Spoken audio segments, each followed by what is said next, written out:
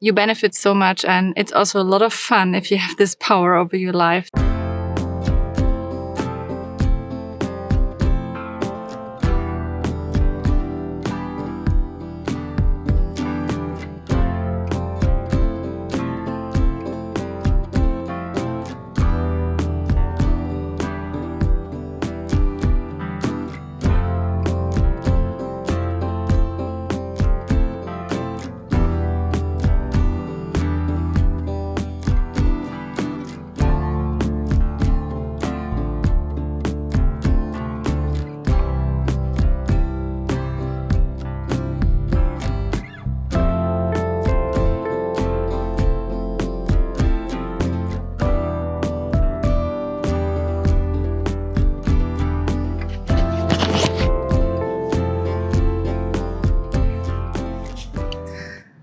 Time. Do I have time to sit down in the morning on this nice bench? I made a decision to take 5 minutes and sit here. Why is time so important? Time has to do something also with respect when it's about the time of others. And I think sticking to time in a lecture has to do with practice.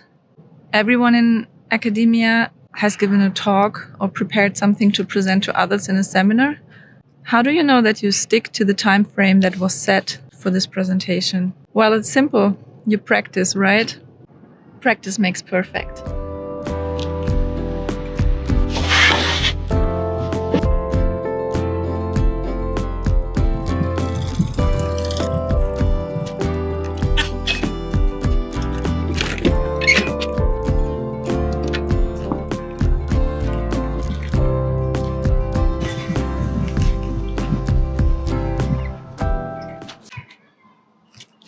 Preparation is everything. There are 3 points to it. Rehearse the lecture, focus on the most important information, be aware of what this is, and third, factor in the time for the student activities. Rehearse the lecture and also rehearse how much time it takes you to write the information down at the whiteboard or the blackboard. Prioritize the content. That means be aware of what is really the key information and what is a little bit of filling material and examples left and right, so that in case you see time is getting tight, you can chop down on the less important parts, but still deliver all of the information that is important for achieving the learning goals. Factor in the time for the student activities, meaning for quizzes, for polls, for letting them think about something and write it down and then discuss with their neighbor. Whatever activity it is, factor in the time. And it could be that in reality you notice it takes longer. Well, then you just adjust for that. It also depends a bit on the size of the class. So in this respect, I can only say plan it in. And then when it goes into the debrief, into the reflection phase, adjust accordingly. Avoid lengthy monologues. So never rehearse a lecture speaking 45 minutes without break, or 90 minutes, or even worse, longer. Always plan for chunks, for sections that make sense. Pause regularly between those chunks and ask for feedback. And that could be a simple thumbs up or down in an online format, or a giving a sign or no sign, distributing thumbs up, thumbs down little pieces of paper for this activity for in-person lectures. You can get creative here, but these little snippets of getting feedback will give you the break needed for also taking a breath. So you have to just practice these chunks, and then you know how much time there is in between for those activities. It's very good to employ a timer. When you lecture the first time, set a timer so that you have the time under control, but also that you can write down how long did something take you to write down on the blackboard, really take you to give the presentation. I write down the times for everything, and then I get an idea, oh, was this as planned? And I'm getting much better at it because I have some experience now. But in the beginning, this helped me a lot to then fine-tune and adjust for the second time. And then plan in time for thinking. Avoid filling silence with you talking.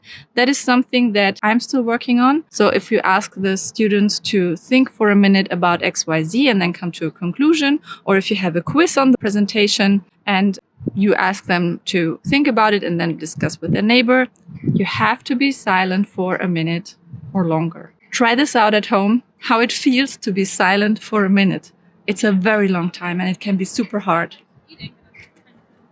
The PowerPoint presenter view enables you also to have your timestamps there and to check how much time you took for presenting a certain chunk of the presentation. You can utilize this to your advantage.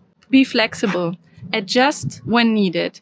Don't speed up, increase the pace towards the end of the session when you notice, oh, there is so much I still have to tell them. I still have to tell them this and this and that.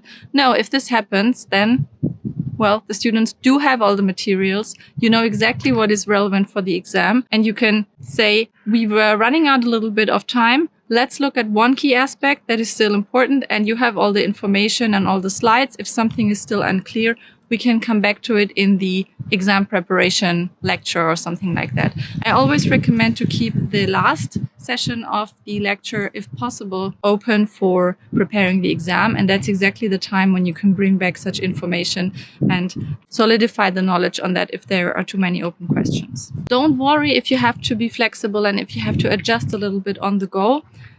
It is just important that you communicate why you do this now and that the students don't get the impression that you rush or that you skip something which they should know about and then it's getting too complicated. Just be transparent and explain. The most important thing is to reflect after a lecture when you have noted down your times, how long did what take and what was the feeling, your feeling, maybe what was the feedback from the students if you have implemented something like that in the lecture, and to reflect on what has worked, what did not work, and what if. And the what if is what you implement for the next time.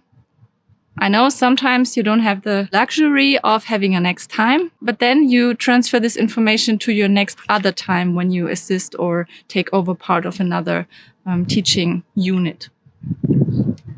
I can only reiterate, practice makes perfect. You learned in school already how to stick to time for a presentation.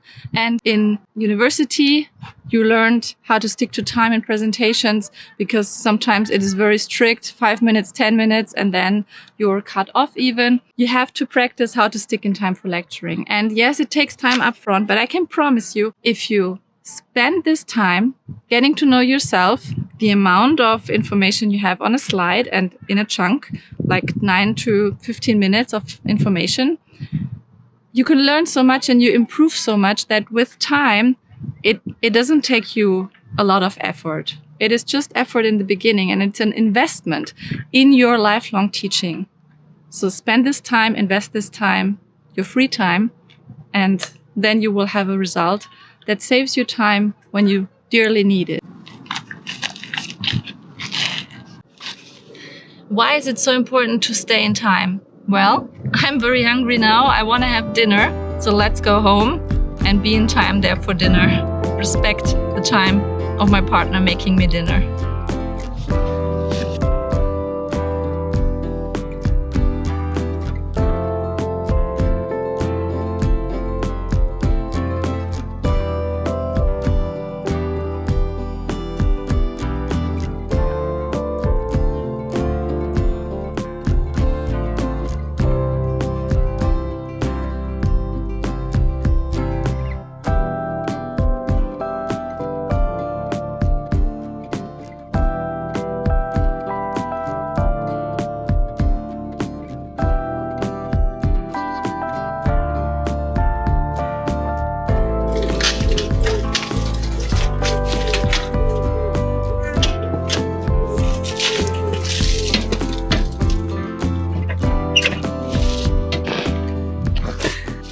I made it. I did it.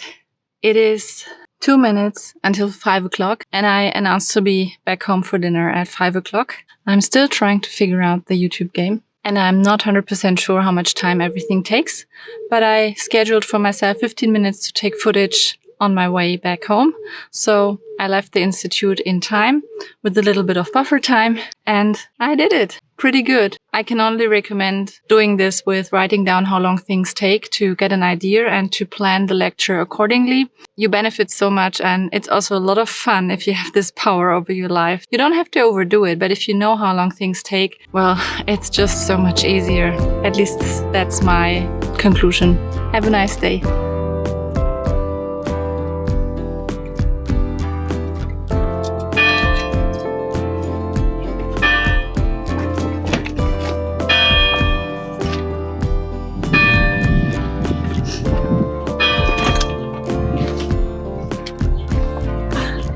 That was the 5 o'clock church bell ringing.